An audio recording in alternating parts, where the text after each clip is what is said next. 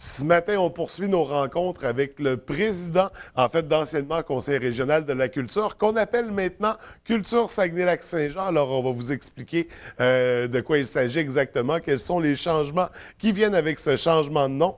Donc, M. Laval-Gagnon, président, ça va bien ce matin? Très bien, merci de me recevoir. C'est un vrai plaisir. Écoutez, ce changement de nom, changement d'appellation est quand même assez récent. C'est depuis la dernière Assemblée générale annuelle que la décision a été prise. Pourquoi on a pris cette décision? Ben, en fait, l'origine remonte il y a à peu près un an et quelques, là, quelques mois. C'est que le Conseil régional de la culture a revu, a établi une planification stratégique. C'est-à-dire qu'on a réfléchi sur nos missions, la manière dont on remplissait nos mandats et tout ça. Et ça a abouti à quatre orientations principales, notamment une principale et majeure qui est de tout faire en sorte, dans le fond, pour placer la culture au centre du développement régional. Pas seulement quelque chose qui est en périphérie ou qui c'est agréable la culture, puis ensuite on passe aux vraies affaires, là. Alors que plutôt la culture est au centre du développement régional et on s'est attaché non seulement à l'affirmer, mais à démontrer pourquoi elle l'était et pourquoi aussi elle sera dans les prochaines années, les prochaines décennies sans doute, au centre. C'est un élément majeur pour placer la région dans un axe de ce qu'on appelle le fameux développement durable. Oui. Le développement durable, c'est peut-être un concept, mais sur le terrain, concrètement, les études de l'OCDE montrent que là où il y a eu un développement qui se faisait de façon durable, la culture occupait toujours une place centrale parce que ça permet d'accroître le capital social. Oui. Ça crée une synergie entre les acteurs.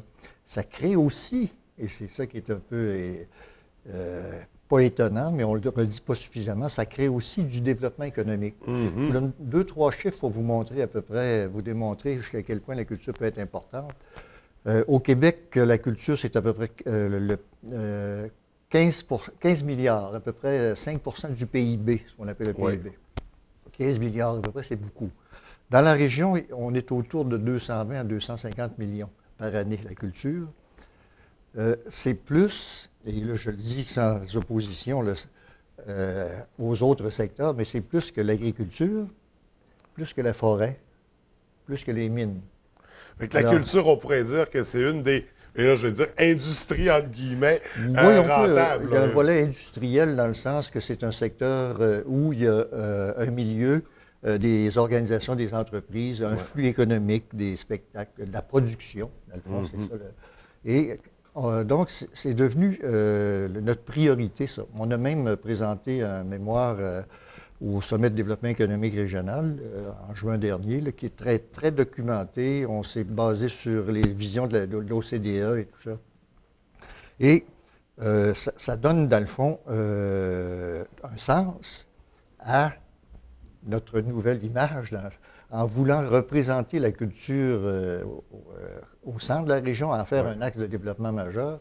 On s'est dit, bon, le Conseil régional de la culture, Saguenay-Lac-Saint-Jean, c'est bien, là, mais c'est le mot conseil qui prenait le dessus, pour toutes sortes de Fait que là, raisons. on y va plus une On s'est dit, appellation bon, qui culture, un peu comme le tourisme, fait plus dans le terrain, fond. disons, là, plus. Exactement, qui fait plus terrain, qui fait plus concret, action sur le milieu. Et, tout ça. Et ça donne en même temps une... quand on dit culture, on englobe, parce que évidemment, c'est les arts et les lettres. Là. Mais les arts et les lettres reposent sur des... les arts et les lettres reposent sur ce que j'appelle le terreau culturel. Le terreau culturel, c'est notre langue, nos mœurs, nos habitudes de vie, notre patrimoine, patrimoine matériel, bon, les bâtisses, l'aménagement urbain même et tout ça, patrimoine immatériel, la langue, nos coutumes, nos valeurs, notre imaginaire, notre créativité, c'est le patrimoine immatériel. Alors, toute cette question-là, on a essayé de placer la culture dans cette perspective-là. Évidemment, tout ça ne se fait pas du jour au lendemain. Non, on place nos choses et notre perspective de développement va se faire, bon, on dit sur 2, 3, 5 ans, mais On va prendre le temps de bien le faire aussi, là. Bien vivre cette transition-là. Et si je me permets, si j'ai bien compris, je vais me permettre un résumé. La mission, au bout de la ligne, demeure la même, c'est de promouvoir la culture. C'est la façon d'aborder la mission qui va être différente, là. Plus d'actions concrètes, plus de terrain, plus de présence aussi, moins conseils, disons. Exact. On continue quand même nos missions, on a 3 ou 4 volets de cette mission-là, c'est représenter le milieu, le concerter. Et évidemment, faire j'allais dire, le mot est plus ou moins galvaudé, mais faire de la représentation, du lobbying là, auprès de nos partenaires, autant le gouvernement, le ministère de la Culture, les municipalités, qui sont aussi nos partenaires à chaque fois. Un volet qu'on a bien l'intention de développer, c'est tout le côté du mécénat. On sait qu'au Québec, dans la région également, la tradition par rapport, par exemple, au milieu plus anglo-saxon, les entreprises s'investissent davantage traditionnellement. Au Québec, dans le milieu francophone en général, on a un effort à faire de ce côté-là. Plus que dans ce qu'on appelle souvent, moi qui ai été dans le milieu pendant longtemps, on sollicite des partenaires en retour d'un sigle, donc partenaire, puis ça se termine là. L'esprit et la lettre du mécénat, c'est que le milieu des affaires, le milieu économique, dans la façon générale... Le désir s'impliquer dans la culture. Désir, parce qu'il y voit une manière d'être en relation plus concrète avec le milieu, et c'est aussi une façon de s'acquitter de son devoir de citoyen. Alors, tout ce grand secteur-là, le gouvernement a des mesures pour, notamment, en fonction, il y a un programme de Mécénat Québec. Quand un partenaire du milieu de l'entreprise met $1, hypothétiquement, le gouvernement en fait en appariement qu'on appelle le même montant. Alors, ce secteur-là, on entend le développer. L'autre volet qui est sans doute, qui a toujours été là, mais qui mériterait d'être exploité beaucoup plus, c'est l'arrimage. J'allais presque dire, pas le mariage, mais l'arrimage entre la culture et le tourisme. Ici, dans la région, c'est le tourisme qui, exploite dans le bon sens du mot, plusieurs des aspects culturels. Je prends un des exemples les plus évidents, c'est Val-Jalbert. C'est fait partie de notre patrimoine culturel, Val-Jalbert. Et pour attirer du tourisme, on exploite cet aspect-là. Bon, il y a d'autres milieux dans la région. Il y a énormément d'activités, les festivals. Mais tout ça se fait à la pièce un peu. Et on s'interroge comment augmenter le tourisme. En fait, il faut aussi inverser la question. Comment pourrait-on accroître notre qualité de vie, nos produits culturels? Le tourisme va venir... Va suivre nécessairement. Quand on va à Paris, on ne va pas, dans des activités touristiques, on va découvrir la ville et en profiter. Oui, exactement. On va pour la culture. On va pour la culture et c'est l'endroit, et on constate que la France, Paris, est la ville la plus visitée au monde. Alors, ça aussi, c'est dans notre... évidemment, on n'a pas la prétention de devenir Saguenay, un Paris, le Paris non, de mais avec quand Nord. même, il y a des bateaux de croisière internationaux, donc ça peut ouvrir une certaine porte à mettre Saguenay sur la carte, comme on dit vulgairement, mais n'empêche que faire découvrir nos attraits, notre culture, notre patrimoine, nos valeurs à tous ces gens qui visitent. Il y a un des aspects de ça, c'est que ce qui semble, en général, constituer une contrainte, le côté très francophone de la région, 98 quelques pourcents et tout ça, sur certains aspects en termes de développement économique, rayonnement international, des fois, ça peut...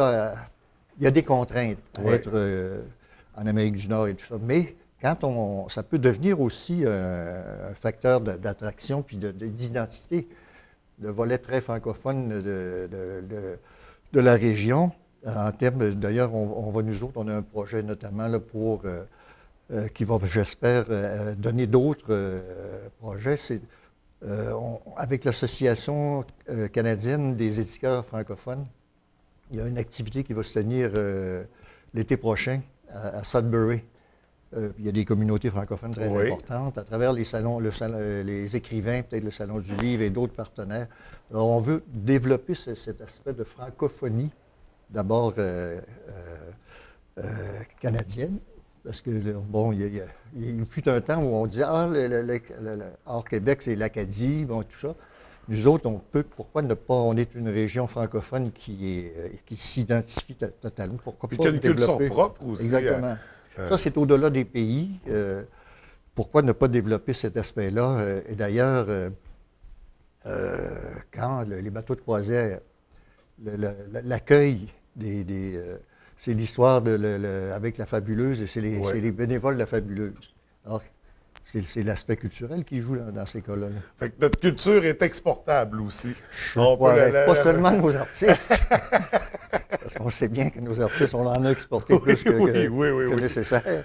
Alors, mais donc, c'est des aspects intéressants, des nouvelles façons d'aborder le dossier de la culture. Donc, avec ce changement de nom, ce changement de mentalité, ça vient aussi avec un changement d'aspect. On parle du site Internet, entre autres, qui a beaucoup de nouveautés qui vont y apparaître. Oui, on n'a pas le choix là, à ce niveau-là, dans la mesure où la nouvelle, on est dans une société du savoir, dit-on, l'économie de la créativité. Oui. Cette économie, cette nouvelle société-là, elle s'est mise en place avec les technologies de l'information, les nouveaux supports. C'est plus qu'un outil technologique, on s'est rendu compte que ça transformait le monde, littéralement. Le commerce en ligne, la manière dont les entreprises travaillent. On est passé, il suffit de travailler pour voir que on ne peut plus se passer de l'ordinateur et des supports, des réseaux de communication et tout ça. Donc, comme on mentionnait dans l'entrevue précédente, il faut vivre avec le changement. Alors, le maire l'a bien expliqué.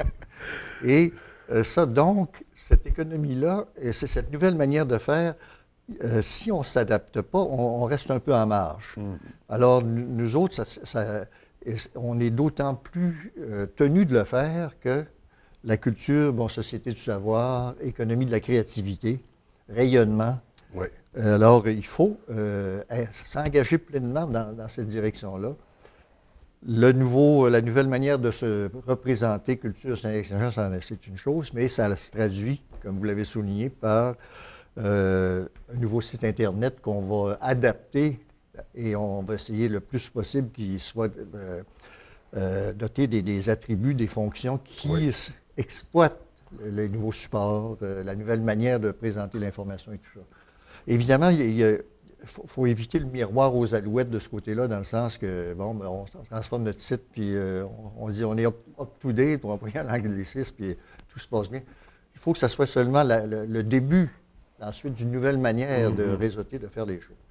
Et le milieu de la culture, nos artistes et tout ça, il y a le plan numérique du gouvernement du Québec pour aider les organisations culturelles, entre autres, à s'adapter. Puis ça, on va essayer d'être un facilitateur pour les organisations culturelles pour profiter de ces programmes-là. Ça, c'est incontournable.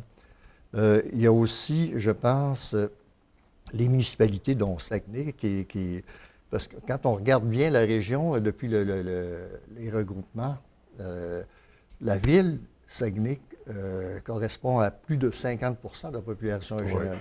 Mais il y a d'autres entités. Et autant les gens des autres régions viennent, des autres villes viennent magasiner les spectacles et tout ça.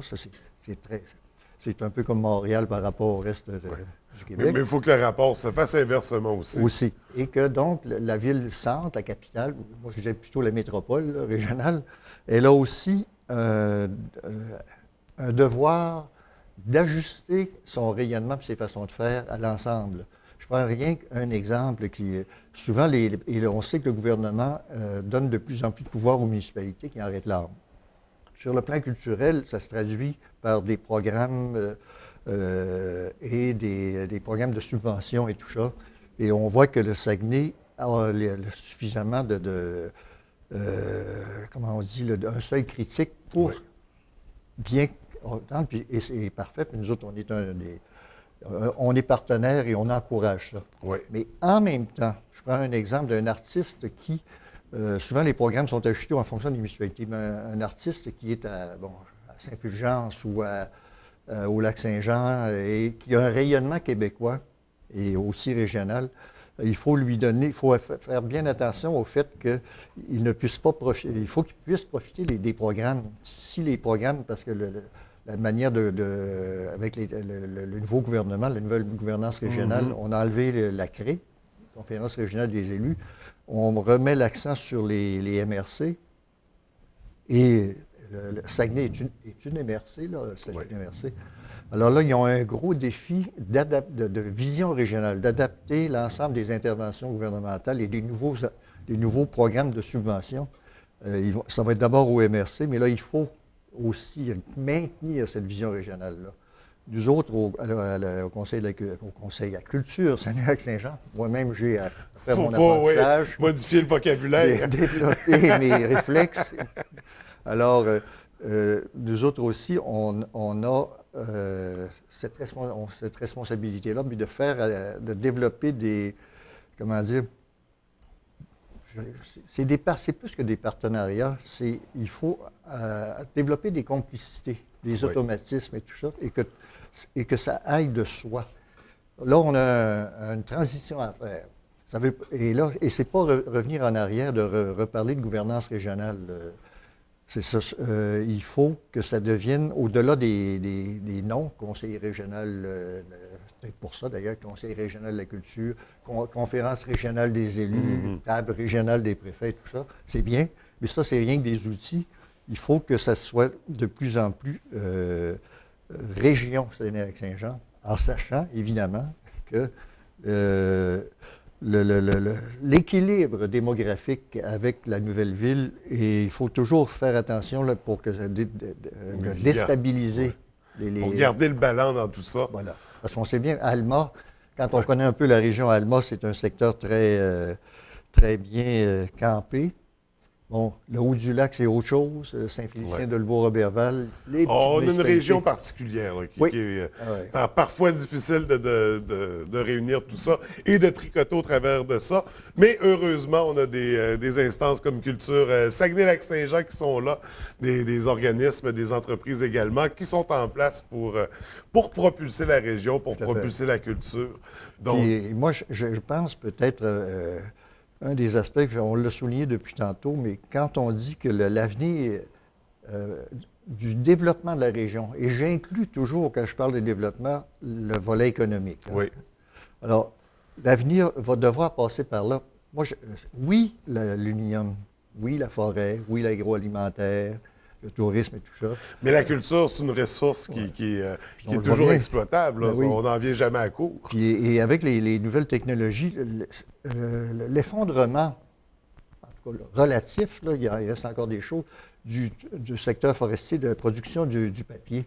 C'est les nouvelles technologies qui ont provoqué ça. C'est pas Greenpeace, c'est pas ci, c'est pas ça, même si, alors, et donc, si on essaye de se tourner vers l'avenir, on dit nos jeunes là, qui sont allés à l'extérieur, souvent ça a été le cas pour plusieurs d'entre nous. Plusieurs sont revenus, pas tous, mais plusieurs peut-être souhaiteraient revenir aussi, notamment si la région développe, moi je dis souvent que l'avenir de la région, c'est les personnes âgées, mais je fais une blague. Il est clair que la moyenne d'âge va se maintenir et va avoir tendance à augmenter. Mais en même temps, la jeunesse, les nouvelles familles et tout ça vont aussi être dans une moindre proportion, puis on va atteindre un équilibre là-dedans. Donc, moi, je dis que quel est le lien, le ciment qui fait que la qualité de vie demeure, que moi j'appelle ça la patrie du Saguenay-Lac-Saint-Jean, qui a une histoire. Hein, au 20e siècle, moi, j'ai une formation en histoire. Et il y a eu des moments, des âges d'or dans la région, autant sur le plan social, culturel. C'est ici que le syndicalisme, d'abord catholique, est parti. On a une vraie patrie ici. Alors, si cette patrie-là peut se renouveler, j'allais presque dire renaître un peu, là, connaître une renaissance, c'est dans cette direction-là. Moi, je dis souvent la blague, nos jeunes, quand ils sont formés, quelques-uns seulement peut-être vont revenir pour fabriquer de l'aluminium, même si peut être des cannes de bines en aluminium, là. Mais la plupart, ils sont formés dans d'autres secteurs. S'ils reviennent et s'ils veulent ou rester, ça va être dans tous les secteurs de l'économie du savoir, la créativité. Oui. Et on a encore, nous autres, la qualité de vie pour ça. Là. Oui. Nos cinéastes, on voit bien qu'ils Absolument. rayonnent Donc, partout, mais ils sont... on a une culture qui Le émerge terreau de ici. plus en plus et qui se fait voir partout au Québec, partout dans le monde. Écoutez, M. Gagnon, merci de nous avoir accordé ce temps. Merci de nous avoir expliqué le changement. Donc, on aura certainement l'occasion d'en discuter prochainement. Donc, merci encore et une très belle journée. C'est moi qui vous remercie.